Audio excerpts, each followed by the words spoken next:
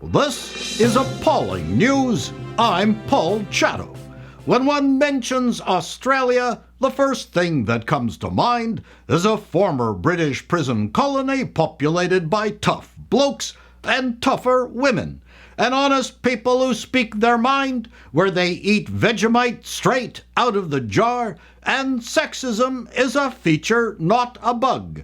Well, you could not be further from the truth. Today, Australia is the woke capital of the English-speaking world, where political leaders are wusses, and if you misgender a 6'7" ex-Aussie footballer in a wig and a frock, you will find yourself in a divvy van escorted to the nearest chokey. This overreaction is being led by the extremely leftist and woke Australian Broadcasting Corporation that makes the BBC look like Der Stürmer. An officious drongo journo, Mark Willesee, and his mates reported in 2020 that Australian soldiers had executed a bound prisoner during a chopper evacuation, pinning the blame on retired Special Forces Commander Heston Russell. Willesee had testimony from a Seppo Marine when Russell pushed back, commencing legal proceedings accusing the Fruit Loops at ABC of wrongful reporting. ABC upped the ante by releasing helicopter footage purportedly showing the shooting of an unarmed prisoner on the ground.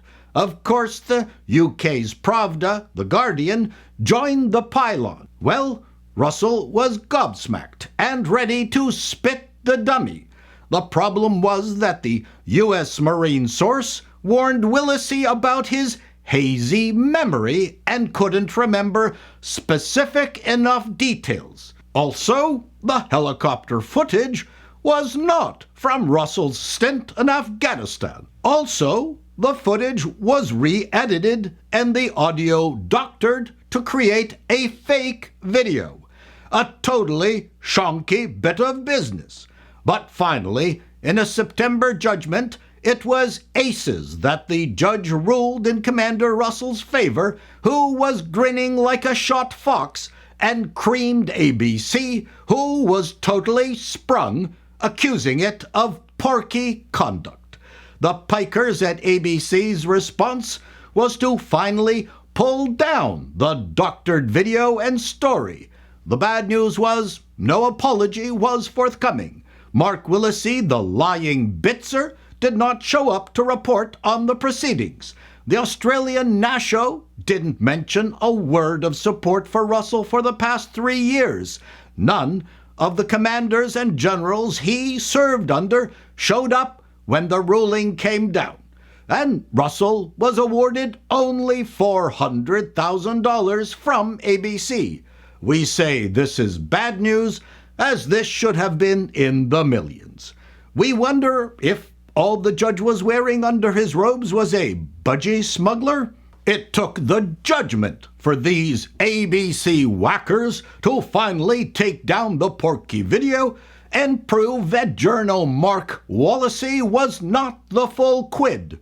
Perhaps taking it down earlier would have been an admission of guilt for these yabos. At this point, we wonder who in their right mind would want to enlist in the Nasho to serve these cactus chooks. Heston is quoted as saying that in all his years of fighting the enemy on behalf of Australia, he found his greatest enemy in the ABC.